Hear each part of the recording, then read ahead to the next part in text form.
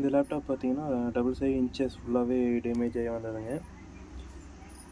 இந்த டேமேஜ் வரதுக்கான reason, broken ஆகிறதுக்கான ரீசன் வந்து சர்வீஸ் மெயின்டெனன்ஸ் இல்லாததுங்க. எப்பவுமே லேப்டாப்போ ஒரு கம்ப்யூட்டரோ சர்வீஸ் மெயின்டைன் பண்ணுங்கள், பெரிய லெவல் இஷ்யூஸ்லாம் வராது.